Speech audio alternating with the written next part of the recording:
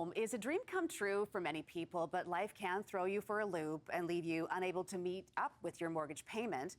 So how can you take advantage of available insurance policies to provide a financial safety net? Joining us to discuss is Peter Sashecki from Everything Financial. Good morning, Peter. Good to see you. So much insurance out there, and a lot of people are sort of weighing, like, do I need all of this? But critical illness insurance is one that a lot of people talk about. So what is that? How does it work when you have a mortgage? Yeah, you can have it tied to a mortgage, but critical illness insurance is really like a lump sum disability insurance is really what it is. There's a bunch of definitions of different types of critical illness.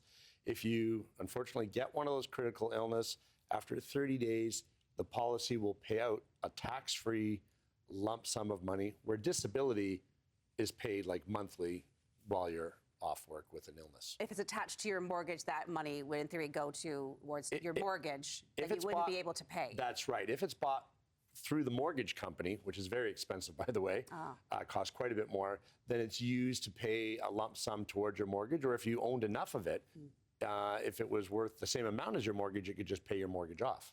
So does everyone need critical illness coverage on their mortgage then, or is it just something that it's an extra? It's one of those extras if you can afford to get it.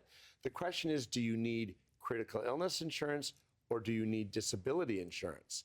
And because either one of those protect and help replace income, and that's your most important thing, is your health and your ability to earn an income. If you can't earn an income for your family because of an illness, you need money from somewhere, whether it's disability insurance or critical illness insurance. And that lump sum critical illness insurance can pay a lot of immediate bills to keep, the collectors at bay while you're recovering.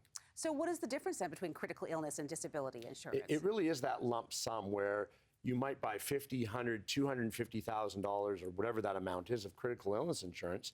It pays you a lump sum. Now, you may use it to pay bills, or you may use it to go elsewhere and go to the front of the line to get treatment rather than waiting. And I know of some pretty scary stories where people were not getting treatment in BC, used the money from critical illness insurance, and went to the States to get treatment.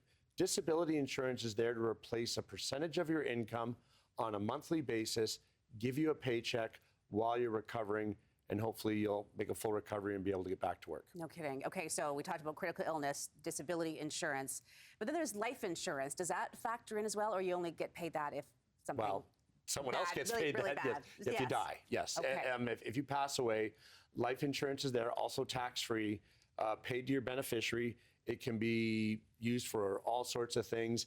It can be tied to a mortgage, but we've done a segment about that before, where it costs almost double of what it is to buy your own life insurance instead, and then your beneficiary or family can decide the best way to use that money. So it's not always beneficial to get insurance that's tied to the mortgage through the mortgage insurance. Very expensive, and if your mortgage renews and you bought the insurance at the beginning, then an illness happens that would prevent you from getting insurance, but your mortgage renews, they actually continue collecting premiums on the insurance.